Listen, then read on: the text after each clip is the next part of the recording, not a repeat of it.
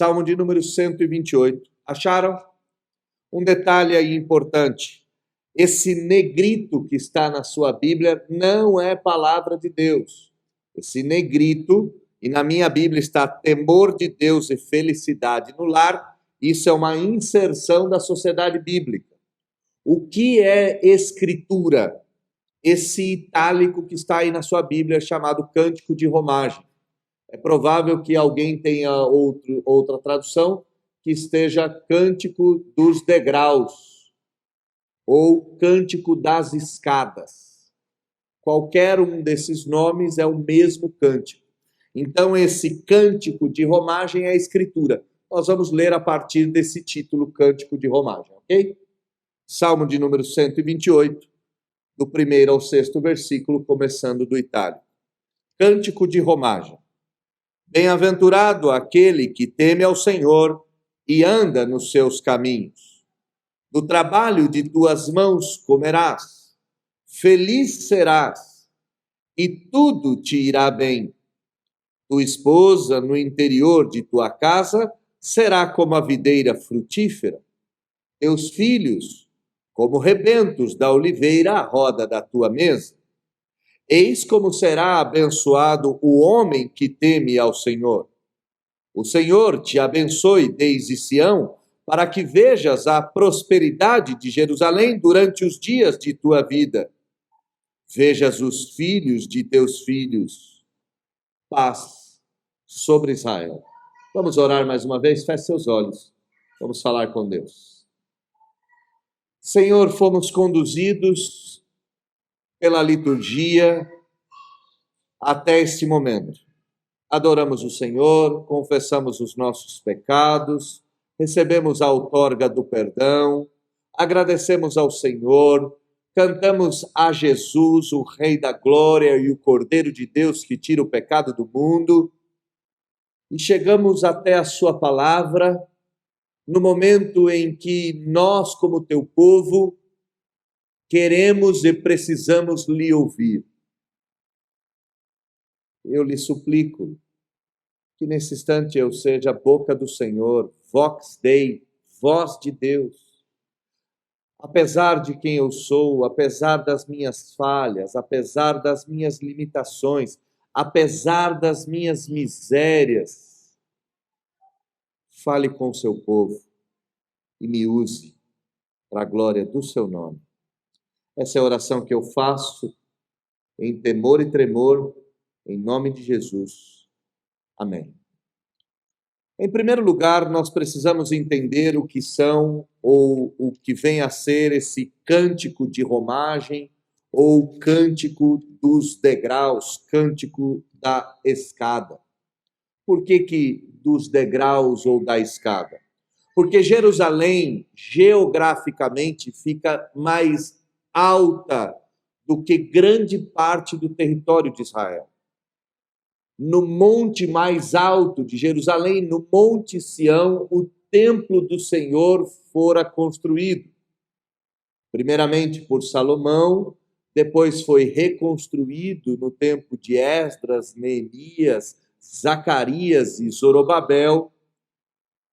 Posteriormente fora modificado e embelezado no tempo de Herodes, e no ano 70 ele foi destruído pelos romanos, ano 70 da nossa era, construído cerca de 900 anos antes de Cristo e destruído 70 anos depois de Cristo.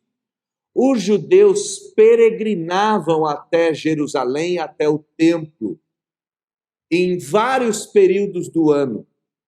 Eles faziam romarias, por isso que o texto é cântico de romagem, cântico dos romeiros. E, ao mesmo tempo, cântico dos degraus, porque Jerusalém ficava mais alta. Então, o povo se dirigia a Jerusalém, e à medida que eles iam avançando, superando os degraus, à medida que eles iam subindo as montanhas, eles iam entoando os cânticos de romaria.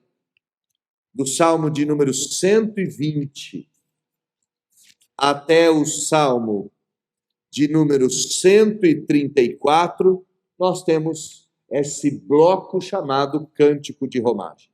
Para nós entendermos o Salmo de número 128, é necessário que nós retrocedamos pelo menos nos 2 salmos anteriores, Salmo de número 126 e Salmo de número 127. O Salmo de número 126 é muito bonito, os primeiros textos são lindos. Quando o Senhor restaurou a sorte de Sião, ficamos como quem sonha. A nossa boca se encheu de riso, nossa língua de júbilo. Entre as nações se dizia, grandes coisas o Senhor tem feito por eles. Com efeito, grandes coisas o Senhor fez por nós. É um cântico de agradecimento, de exaltação a Deus. Mas na segunda parte, o salmista faz um pedido a Deus. Qual é o pedido? Restaura, Senhor, a nossa sorte, como as torrentes do Negueb, como aquelas chuvas que vinham de tempos em tempos e molhavam o deserto. Restaura a nossa sorte como essas chuvas molham o deserto. É um pedido na segunda parte do Salmo. A resposta do Senhor vem, a primeira parte dela, no Salmo de número 127. Versículo de número 2, Deus responde, inútil vos será levantar de madrugada, repousar tarde, comer o pão que penosamente granjeastes. Para a gente entender, o que o Senhor está dizendo é, a bênção que o homem tanto quer não vem do trabalho do homem. Se o Senhor não edificar a casa, em vão trabalham os que a edificam. A resposta não vem do esforço humano. Versículo de número 2, o finalzinho, Deus diz, aos seus amados, Deus dá enquanto dorme. Então junte esses 2 salmos. Salmo de número 126, é um pedido. Senhor, nos abençoa. Salmo de número 127, o Senhor vai abençoar vocês sem que vocês trabalhem. A pergunta é, ok, qual é a bênção do Senhor? Que bênção é essa? O povo está pedindo bênção. Deus está dizendo, eu vou abençoar, mas eu vou abençoar enquanto vocês dormem. Que tipo de bênção é essa? Ou melhor, o que é a bênção do Senhor? Mas para a gente tentar contextualizar isso com o próprio Salmo de número 128, nós podemos propor o seguinte tema. Qual é o ideal de felicidade bíblica que traz bênção ao homem de Deus? O que vem ser felicidade? O que vem a ser felicidade? Que é a bênção de Deus para a vida do homem. Para que a gente consiga compreender o caminho que o Salmo está nos levando, é necessário nós perguntarmos primeiro ao mundo. O que o mundo entende como felicidade? Ora, o mundo entende que felicidade é um estado de espírito durável, é uma satisfação, é um equilíbrio, é um jeito de viver em que inquietude, sofrimento, raiva, são todos transformados em risos e em alegria. Para o mundo, felicidade é um estado de espírito. Para o mundo, felicidade é um estado interior. Para o mundo, felicidade está mais relacionado com as emoções que não enxergam o mal, ou melhor, superam o mal, do que com uma vida feliz ou do que um ser feliz. A Bíblia não entende felicidade como um estado de espírito. A Bíblia entende que felicidade verdadeira só pode existir em Deus, não no homem. Olha que coisa interessante essa ideia de felicidade no mundo. Para o mundo, felicidade é um estado de espírito interior. Para a Escritura, felicidade só pode ser encontrada de forma exterior a nós, isto é, em Deus. Deus não pode dar felicidade para alguém à parte de si mesmo, senão isso não é felicidade. Felicidade verdadeira é aquilo que Deus diz, aquilo que Deus faz, aquilo que Deus doa. E isso está aqui demonstrado no Salmo de número 128, versículo 1. Olha comigo na sua Bíblia. Bem-aventurado é aquele que teme ao Senhor e anda nos seus caminhos. Ora, bem-aventurado pode ser entendido como é feliz esse homem. Como esse homem é feliz.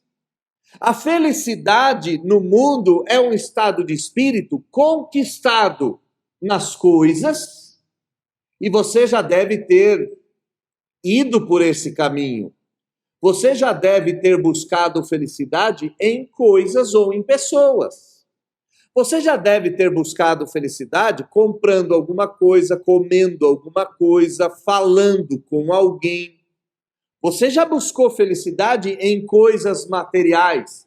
E você fez isso porque qualquer pecador fez isso debaixo do sol, debaixo do céu. Uma outra ideia dessa felicidade como estado exterior é não ter felicidade onde buscar. Isto é, se a felicidade é um estado interior, se a felicidade é algo que está mais relacionado com a minha interioridade, se eu buscar viver uma vida contemplativa, uma vida de meditação, eu também serei feliz. O poeta mesmo já disse que ser feliz sem motivo é o real motivo da felicidade. Felicidade é um estado de espírito para o mundo, estado de espírito que pode ser obtido nas coisas ou na ausência delas. A Bíblia diz, não, o homem feliz, o homem que de fato é feliz, não é feliz porque tem um estado interior feliz, não é feliz porque conquistou felicidade nas coisas, ou não é feliz porque conquistou felicidade a despeito das coisas. Como é feliz o homem que teme ao Senhor e que anda nos seus caminhos. Aqui nós temos duas faces da mesma moeda. É possível sermos felizes. Contudo, a felicidade só pode ser adquirida no temor ao Senhor e no andar nos seus caminhos, e no andar nos caminhos do Senhor. Em primeiro lugar, o que vem a ser temor ao Senhor? O que significa temer a Deus?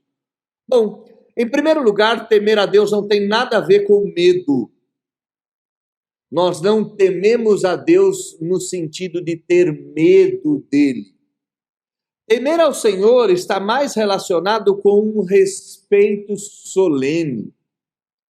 E se você tem filhos pequenos, você vai perceber o que é esse temor ao Senhor pela forma com que seus filhos se achegam a você. Seus filhos se achegam a você de uma maneira respeitosa, é quase uma solenidade. Ele chega e fala, pai, eu posso fazer isso, eu posso fazer aquilo. Ele não faz isso porque ele tem medo de você. É um respeito, é uma honraria, que ela não é só demonstrada em palavras, mas ela é demonstrada até mesmo na atitude do corpo. Para a gente tentar sair um pouco do cotidiano doméstico, podemos entrar no cotidiano jurídico. Quando alguém entra diante ou perante um juiz, a atitude diante do magistrado é uma atitude de respeito, não é uma atitude de medo. Você não está com medo do juiz, mas você tem um respeito solene. Você vai chamá-lo por meritíssimo, você vai pedir com licença, você vai se sentar, você vai se vestir, você vai se comportar de uma forma que representa que você está diante de uma autoridade. Voltando para o texto, felicidade na Bíblia existe. O homem feliz só é feliz em Deus e ele só é feliz no temor ao Senhor. Se você perguntar por aí se as pessoas acreditam em Deus, todas elas, ou a grande maioria, vão dizer que sim. Mas isso não é princípio da felicidade. Felicidade verdadeira é temer ao Senhor. Aliás, não só a felicidade, mas a própria sabedoria. Temer ao Senhor não é ter medo. Temer ao Senhor é um respeito num relacionamento amoroso, cordial, que envolve fala, gesto e comportamento. Mas, em segundo lugar, o homem feliz, que é feliz em Deus porque anda nos caminhos de Deus. Em outras palavras, porque vive de acordo com a vontade de Deus. E aqui, irmãos, nós temos que ser um pouco mais incisivos ou um pouco mais profundos com a nossa própria forma de enxergar quem Deus é e a teologia. Deus é amor, sim, é verdade, mas Deus é fogo consumidor, e isso também é verdade. Nesse sentido, Deus ama coisas e detesta outras. Como assim, pastor? O senhor está dizendo que Deus detesta? Sim, Deus detesta o aborto, e isso a gente não precisa gastar muito tempo com isso. Deus detesta, por exemplo, a divisão entre raças, uma raça se achar superior à outra. Deus detesta, por exemplo, aquilo que profana o seu santo templo. O Senhor Jesus entrou dentro do templo, viu os cambistas transformando a casa de Deus em casa de câmbio, em casa de negócios. Ele prepara uma zorrague, um chicote com as pontas, ou de metal, com as pontas tendo objetos penetrantes, e vai chutar os cambistas, vai virar a mesa e vai esmurrá-los, colocando-os para fora. E a Bíblia diz que Jesus nunca pecou. A Bíblia diz que Jesus não cometeu pecado. A ira de Deus é uma realidade. O que significa, então, andar nos caminhos do Senhor? Amar o que Deus ama e odiar o que Deus odeia. Mas, de repente, você pode estar puxando na sua memória o texto de Mateus capítulo 5, que diz: ouvistes o que foi dito, amai os vossos irmãos, ou o vosso próximo, e odiai os vossos inimigos. Jesus disse: eu, porém, vos digo, amai os que vos perseguem, orai por eles e fazei o bem, orai pelos vossos inimigos. Como é então que eu posso juntar essas duas ideias? Deus ter ira de alguém e, ao mesmo tempo, eu não posso odiar, porque a Bíblia diz que Deus me ordena a amar os meus inimigos. Aqui o ponto é claro e fácil de entendermos. Eu devo odiar aquilo que Deus odeia, não odiar aquilo que eu odeio. Eu não tenho direito de ter inimigos. Os meus inimigos têm que ser primeiramente os inimigos de Deus. Os meus inimigos eu devo amar, perdoar e fazer o bem. Os inimigos de Deus eu devo exigir que Deus dê conta deles. Como, por exemplo, o gigante Golias. Eu não tenho como orar pelo gigante Golias. Eu não tenho como amar o gigante Golias, nem fazer o bem a ele. Como, por exemplo, Satã, eu não tenho como orar por Satanás, fazer o bem para ele, ou amá-lo de forma alguma. Eu devo detestá-lo, odiá-lo, porque Deus o detesta. Eu devo, então, andar nos caminhos do Senhor, vivendo uma vida que faz ou que reproduz o que Deus ama e rejeita o que Deus detesta. Então, aqui a gente já consegue ter pelo menos o pano de fundo, tá? Nos abençoe, ó Deus, é o pedido do Salmo de número 126. Salmo de número 127, vou abençoar, mas sem o trabalho de vocês. A minha bênção é felicidade. O mundo acredita que felicidade é um estado de espírito, conquistado nas coisas ou na ausência delas. A Bíblia diz não, felicidade verdadeira é conquistada em Deus, conquistada no temor do Senhor e conquistada no andar dos seus caminhos. Ok, mas o que é então essa bênção que gera felicidade ou essa felicidade abençoadora? O que é a vida feliz para a Bíblia? O que é a vida bem-aventurada e abençoada? Para nós entendermos isso, nós temos que separar a vida em duas esferas. Primeira esfera, a esfera pessoal, familiar e atual. Ok? A esfera pessoal, familiar e atual. A segunda esfera, a esfera pública e futura. A primeira, pessoal, familiar e atual. A segunda, esfera pública e futura. Vamos entender então o que é felicidade ou qual é a bênção de Deus que ele promete dar ao seu povo. Versículo de número 2, 3 e 4. Do trabalho de tuas mãos comerás, feliz será, e tudo te irá bem. Tua esposa no interior de tua casa será como a videira frutífera, teus filhos como rebentos da oliveira à roda da tua mesa. Eis como será abençoado o homem que teme ao Senhor. Olha como a vida bíblica ela é simples. A vida feliz, a verdadeira felicidade que se obtém somente em Deus, temendo ao Senhor e andando no seu caminho. A felicidade verdadeira, que é a bênção que o povo de Deus requer e é aquilo que Deus promete, é trabalhar, casar e ter filhos. Em primeiro lugar, versículo de número 2, do trabalho de tuas mãos comerás, feliz serás. Irmãos, não tem nada mais contrário à Escritura do que achar que o trabalho é maldito. Isso é uma loucura. O trabalho não é maldito.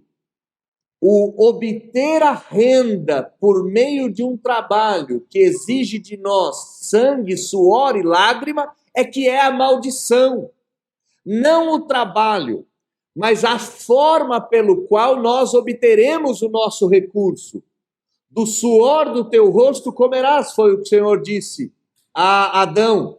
A terra vai produzir cardos e abrolhos, espinhos, e você vai ter que ferir a terra, você vai ter que agredir a terra para a terra te dar o sustento. Você vai ter que brigar com ela. O trabalho não é maldito, a obtenção do recurso é que foi amaldiçoada. Se o trabalho for entendido como maldito, o Senhor Deus realiza atos malditos, pois Jesus disse que eu trabalho porque meu Pai trabalha até agora. O trabalho não é maldito. E trabalhar e viver às próprias custas é o objetivo da verdadeira felicidade. Ou, em outras palavras, é a grande bênção que Deus dá ao homem, à mulher. Trabalhar e trazer o sustento para o próprio lar por meio do seu trabalho é felicidade, segundo as Escrituras. Eu não sei você, mas não tem coisa mais agradável do que você receber o seu salário e conseguir pagar as suas contas. Não há nada mais gratificante do que você receber o fruto do seu trabalho e conseguir, por exemplo, comer uma pizza em família, ir num restaurante, proporcionar um final de semana. Essas coisas simples é exatamente o início daquilo que Deus chama de felicidade. Vida pessoal, particular e atual. Trabalhar e viver do próprio trabalho é a primeira parte da vida feliz. Segundo lugar, tua esposa no interior de tua casa será como a videira frutífera. A primeira parte, tua esposa. Felicidade verdadeira envolve trabalhar e casar. Casar gera felicidade. Olha como esse mundo está de fato de pernas para o ar. Felicidade a gente obtém nas coisas. A Bíblia diz que o homem feliz é aquele que trabalha e produz as suas próprias coisas, ou produz do suor do seu rosto, do trabalho das tuas mãos, ele sobrevive. A sociedade diz que a felicidade está numa vida introspectiva, pessoal, numa subjetividade. A Bíblia diz que felicidade está em repartir, em viver uma vida a dois. Trabalhar e casar, ter esposa, ter marido, isto é sinônimo de felicidade. E a Bíblia já nos ensinou isso, que é bem melhor serem dois do que ser apenas um. Casamento é sinônimo de felicidade. E em terceiro lugar, ainda no versículo de número 3, A mulher será como a videira frutífera, teus filhos como rebentos da oliveira, à roda de tua mesa. Ter filhos é o terceiro padrão de felicidade. A gente olha para um negócio desse assim e fala, o que é felicidade para a Escritura? Bom, felicidade verdadeira existe, ela está em Deus.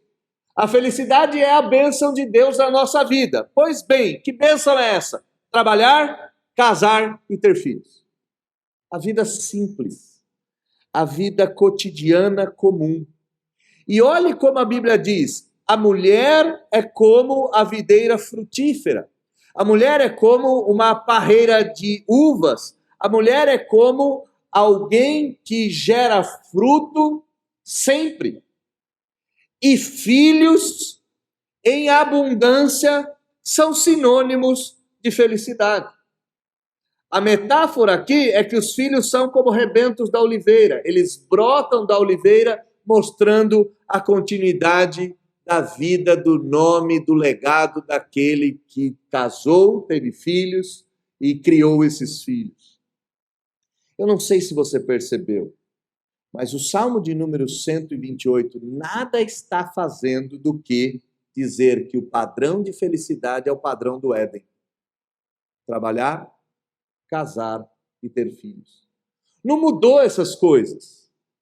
Ter filhos e muitos filhos. Eu disse isso pela segunda vez, agora eu vou ter que explicar. Se eu tivesse dito uma vez só, eu podia escapar da explicação. Como eu insisti, é melhor eu parar e explicar. Irmãos, nós devemos entender que filhos são bênção. E que aquele que tem muitos filhos é como o guerreiro que possui muitas flechas na sua aljava. É como alguém que vai conseguir prosperar. Por que nossa sociedade não tem muitos filhos? Por dois motivos. Primeiro motivo, porque filho dá trabalho e nós somos ensimesmados. Nós gostamos das redes sociais. Nós sentamos na mesa do jantar e muitas famílias estão todos nas redes sociais e não conseguem trocar uma palavra. Nós, de 50, 40, 60 anos, e os mais novos, nós somos todos ensimesmados. Todos. Esse é o primeiro motivo. Segundo motivo, nós acreditamos que quem sustenta a nossa vida somos nós mesmos. Não. Se o Senhor não edificar a casa, em vão trabalham os trabalhadores. O Senhor dá enquanto nós dormimos. Não depende de nós o sustento familiar no sentido de finalidade. Compete a nós trabalharmos, porque o sustento vem do Senhor.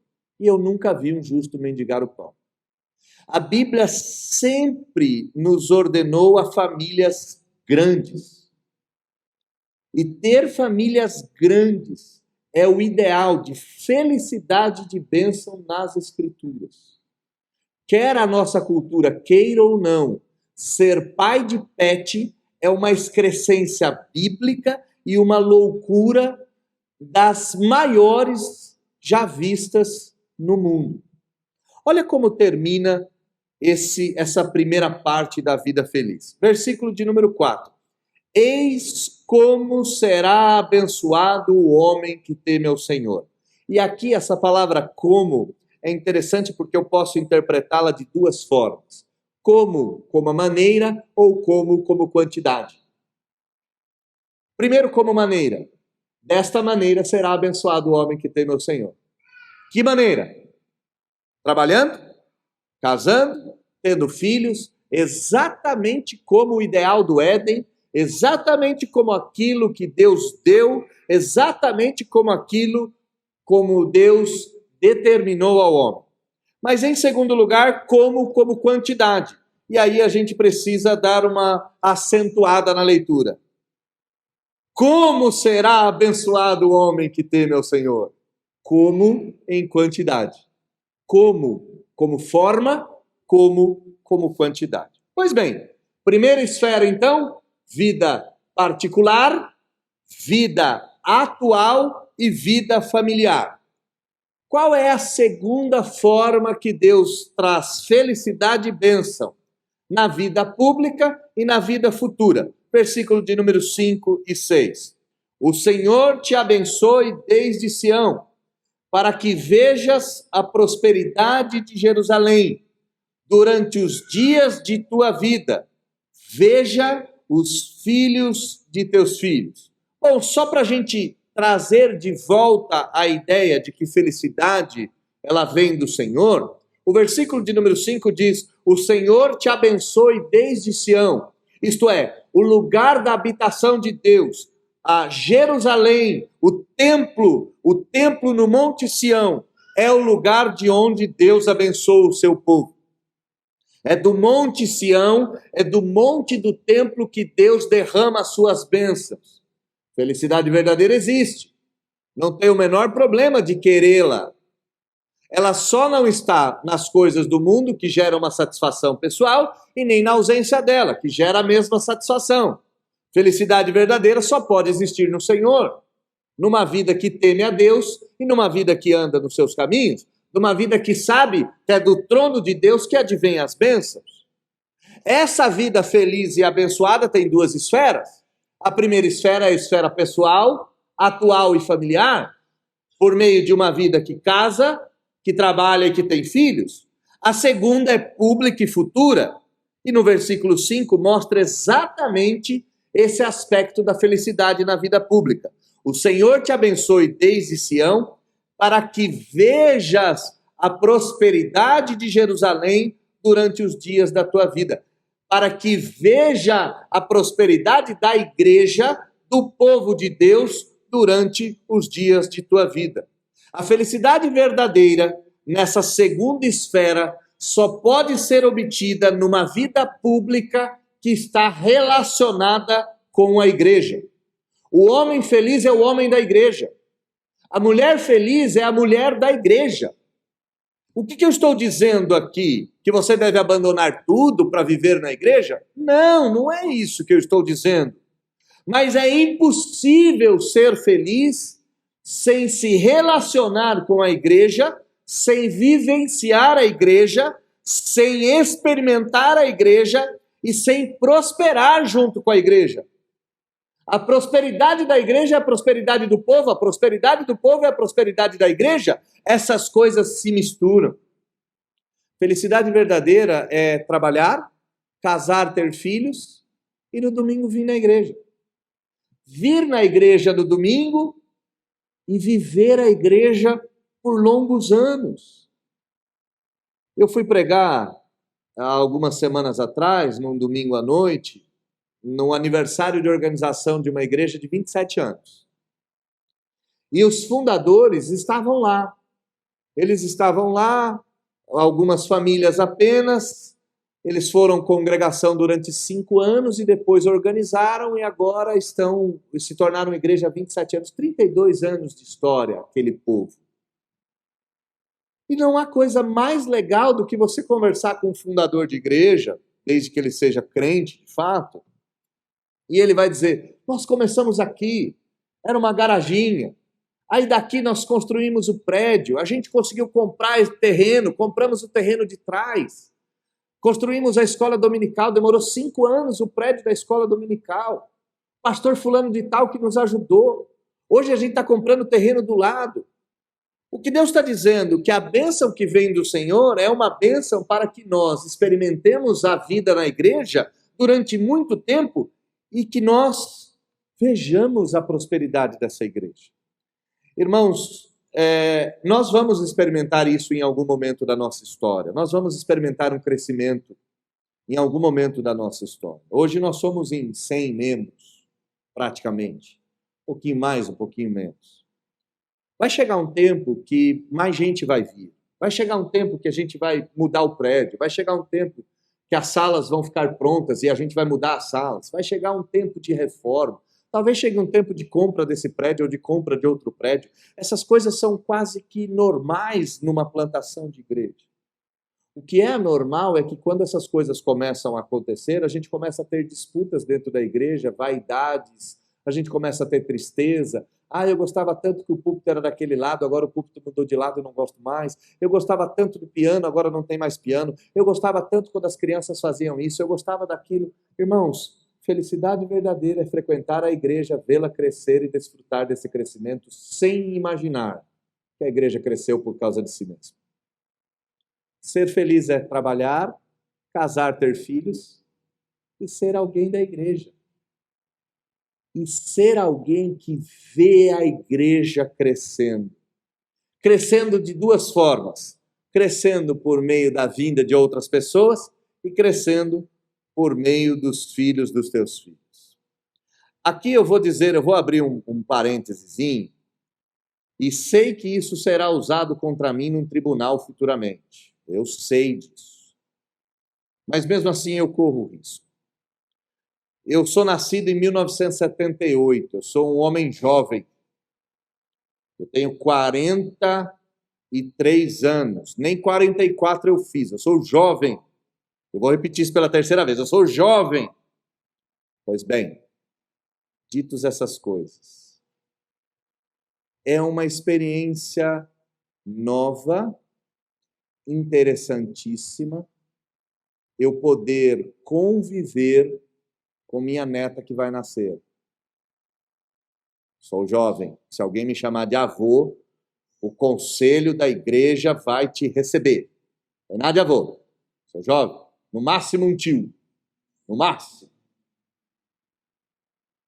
E essa experiência tem sido diferente porque a Bíblia diz que uma das coisas mais espetaculares é você sentar na mesa com teus filhos, com o filho dos teus filhos, com o filho dos filhos dos teus filhos.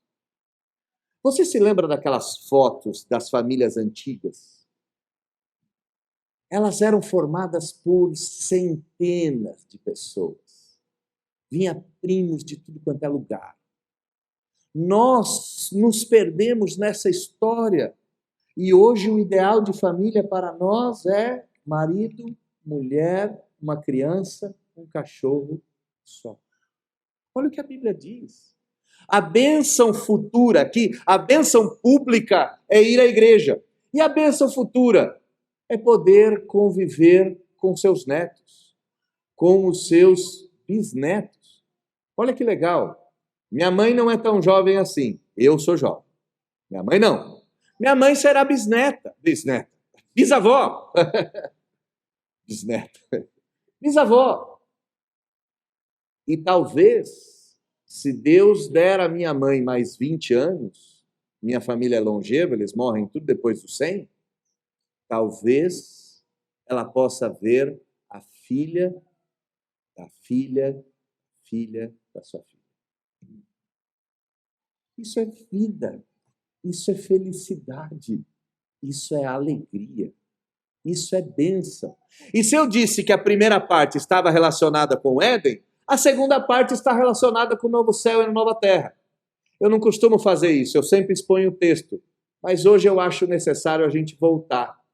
Voltar não, a gente avançar para Isaías 65. Abre a sua Bíblia em Isaías 65.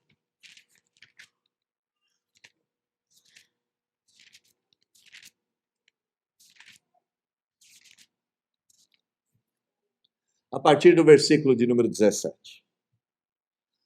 Enquanto você procura, felicidade verdadeira existe em Deus.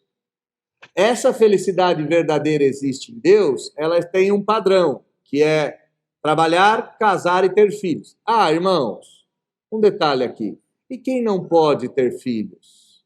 É infeliz? Não. Pois Deus dá filhos na fé. Abre o parênteses aqui, vale a pena eu explicar isso. Um cardeal católico mandou uma carta para João Calvino amaldiçoando João Calvino. E essa maldição do cardeal dizia alguma coisa mais ou menos assim: graças a Deus que um demônio como você não teve filhos, pois os teus filhos iriam imundiciar a terra. João Calvino não teve filhos. E Delete, sua esposa, tinha 2 do primeiro casamento. Ela era casada com um pastor anabatista que foi morto no meio das perseguições. Os filhos que Calvino teve, todos eles morreram. Ela engravidou algumas vezes, mas nenhum deles vingou. Então, Idelete não deu herdeiros para João Calvino não teve herdeiros. E o cardeal diz para ele, você, um demônio como esse, foi amaldiçoado. Graças a Deus que você não tem filhos. Calvino escreve numa carta, é verdade, os do corpo nenhum, os da fé somam-se mais de 10 milhares. Ter filhos envolve filhos que não nasceram do nosso corpo. Ok? Porque de repente você pode não ter filhos e não poder ter filhos. Não é o padrão, isso não te transforma em feliz. Os da fé somam-se 10 milhares. É o que Calvino diz. Pois bem, a primeira parte da felicidade é o Éden. A segunda parte da felicidade eu disse para você que é a Nova Jerusalém, novo céu e nova terra. Versículo de número 17, Isaías 65. Pois eis que eu crio novos céus e nova terra. Deus falando que vai criar uma coisa no futuro. Lá não haverá lembrança das coisas passadas, jamais haverá memória delas. Deus não está dizendo que nós teremos amnésia, Deus está dizendo que a gente não vai ter saudade, esse saudosismo de dizer, ai, como era bom lá na terra, no mundo de pecado, como era bom viver naquele lugar. Isso não vai existir, ninguém vai ter esse tipo de pensamento. Mas vós folgareis e exultareis perpetuamente. Os crentes vão se deliciar nisso, porque eu crio para Jerusalém alegria e para o povo regozijo. Eu me deliciarei em Jerusalém, diz o Senhor, me alegrarei no meu povo, diz o Senhor. Nunca se ouvirá nela voz de choro, nem de clamor. Ninguém vai chorar na Nova Jerusalém. Versículo 20. Não haverá mais nela criança para viver poucos dias. Opa! Criança? Não haverá mais nela criança. Vamos continuar. Nem velho que não cumpra os seus. Nascimento e envelhecimento na Nova Jerusalém, é isso que o texto está dizendo? Porque morrer aos 100 anos é morrer ainda jovem, quem pecar só aos 100 anos será amaldiçoado. Eles edificarão casas e nelas habitarão. Construirão casas. Plantarão vinhas e comerão seu fruto. Vinho e suco de uva na Nova Jerusalém. Não edificarão para que os outros habitem. Não plantarão para que outros comam. A longevidade do meu povo será como a da árvore, e os meus eleitos desfrutarão das obras das suas mãos. Eles verão a prosperidade, desfrutarão da prosperidade, trabalhando, casando, tendo filhos, plantando, colhendo, comendo. Não trabalharão debalde, versículo de número 23. E se você tem dúvida que na Nova Jerusalém terão filhos, versículo 23, nem terão filhos para calamidade, porque são a posteridade bendita do Senhor, e os seus filhos estarão com eles para sempre. Qual é o padrão da felicidade? Éden e Nova Jerusalém. Trabalhar, casar e ter filhos, viver na igreja, trabalhar, casar e ter filhos. Esse é o padrão de felicidade bíblica. E se você quiser um último texto aqui, o lobo e o cordeiro pastarão juntos, o leão comerá palha com o boi, pó será a comida da serpente. Vocês já receberam aqueles folhetinhos das Testemunhas de Jeová? Que tem o boi e o leão comendo juntos? Aquele foi o único lugar que as Testemunhas de Jeová acertaram teologicamente até hoje, naquele folhetim. O restante eles erraram em tudo, mas ali eles acertaram. Na Nova Jerusalém, pessoas casam e se dão em casamento. Ai, pastor, mas e no céu? O céu é seu estado provisório, meu caro. Você não vai morar no céu. Você vai para o céu, depois você vem para a Nova Jerusalém. E aí você vai viver em novo céu e nova terra para sempre. Como que o Salmo termina? Eu sei que ao dizer essas coisas, eu tenho que responder tanta pergunta, e eu estou à disposição. Depois você pode perguntar à vontade. Está tudo bem. Pode me perguntar. E eu vou ter o maior prazer de responder. E é uma delícia a gente pensar que Deus nunca revogou o macho e fêmea, que Deus nunca revogou o mandato cultural de crescei-vos e multiplicai-vos e dominar a terra. É maravilhoso nós pensarmos que em algum momento da história eu poderei amar a minha esposa perfeitamente, poderei ter filhos perfeitos, poderei viver com os meus filhos para sempre e poderei ver os filhos dos meus filhos, dos meus filhos, dos meus filhos. E por aí vai. Como é que o Salmo termina? Paz sobre Israel. E por que ele termina com paz sobre Israel? Ora, porque felicidade traz paz. Porque paz traz felicidade. Porque bênção apazigua. E esse apaziguamento alegra. Aqui é uma mistura só. A bênção do Senhor, a felicidade e a paz caminham juntas. Felicidade verdadeira existe, meu irmão, e não é pecado buscá-la. Você pode desejá-la. Ela está no Senhor. Temer ao Senhor e andar nos seus caminhos. Você pode ser feliz. E essa felicidade, ela é manifesta numa vida simples. Trabalho, casamento e filhos. Numa vida que publicamente frequenta a igreja, vem à igreja, vê a prosperidade da igreja, na esperança de que a igreja se multiplique e a gente possa ter filhos, e os nossos filhos possam ter filhos, e os filhos dos nossos filhos possam ter filhos, e nessa estrutura que liga o Éden e a Nova Jerusalém, nós somos felizes. Agora a grande pergunta é, qual é o único meio de nós hoje ligarmos Éden e Nova Jerusalém para obtermos a felicidade? A resposta é fácil. Jesus é o segundo Adão. Jesus é aquele que nos leva para o Éden.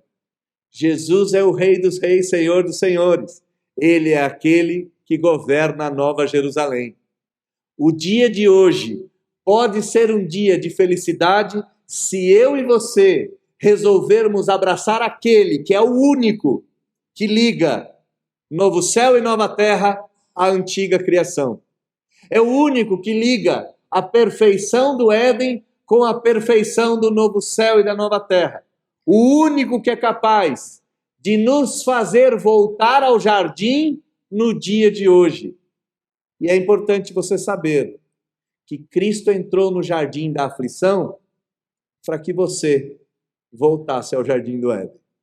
Cristo entrou no jardim do sofrimento para que você pudesse entrar no Éden do segundo Adão e no reino do novo céu e da nova terra, do Rei dos Reis e Senhor dos Senhores.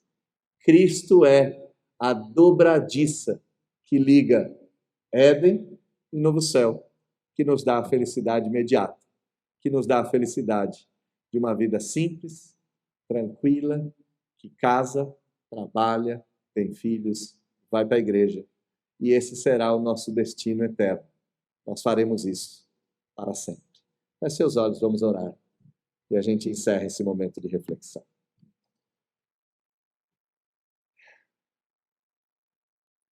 Restaura a nossa sorte, foi o que o salmista gritou no Salmo de número 126. No Salmo de número 127, o Senhor disse, eu vou restaurar, mas vocês não precisarão trabalhar. Eu vou fazer isso.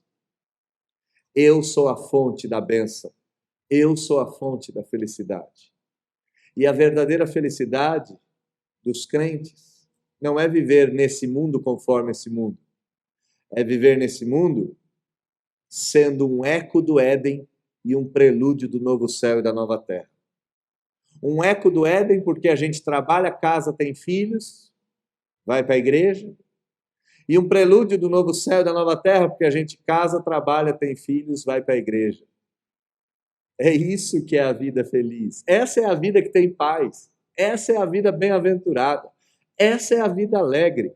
Isto é vida. E só tem um que pode nos dar essa vida. Aquele que, de fato, possui vida em si mesmo. O segundo Adão, o Rei dos Reis, Senhor dos Senhores. Aquele que, por ter entrado no jardim da aflição, nos deu acesso ao novo Éden. Aquele que conquistou para nós, por meio do sofrimento, do sangue da sua carne, conquistou para nós bênçãos indizíveis. Conquistou para nós vida eterna. Deus, ajude tanto a mim e a meus irmãos a entendermos que a vida feliz é muito simples. É uma vida em Deus, que teme a Deus, que anda nos caminhos do Senhor e procura amar o que Deus ama, procura odiar o que Deus odeia, tendo uma vida que se relaciona com Deus e com o outro nos próprios padrões que Deus estabeleceu. Isto é, trabalhar e viver do suor do próprio rosto, casar, ter filhos, ir para a igreja, ter netos, bisnetos e por aí vai. Se muitos de nós sonham em, no fim da vida, ter um sítiozinho, ir lá trazer os seus netos, lá trazer os seus irmãos, lá continuar a sua vida, é exatamente este o padrão. É isso. Aquieta o nosso coração, apaga as luzes desse mundo que nos deixam cegos e nos faça entender que felicidade é muito simples. É muito simples. E ela está disponível para todos que se aproximam de Jesus Cristo, pois ele é o segundo Adão e ele é o rei da Nova Jerusalém. Ele é o elo de ligação do Éden e do novo céu e da nova terra. Ele é aquele que pode nos dar esta promessa maravilhosa e o desfrute atual dessas promessas, hoje, nele, e garantir essa bênção para sempre. Nós oramos em nome de Jesus. Amém.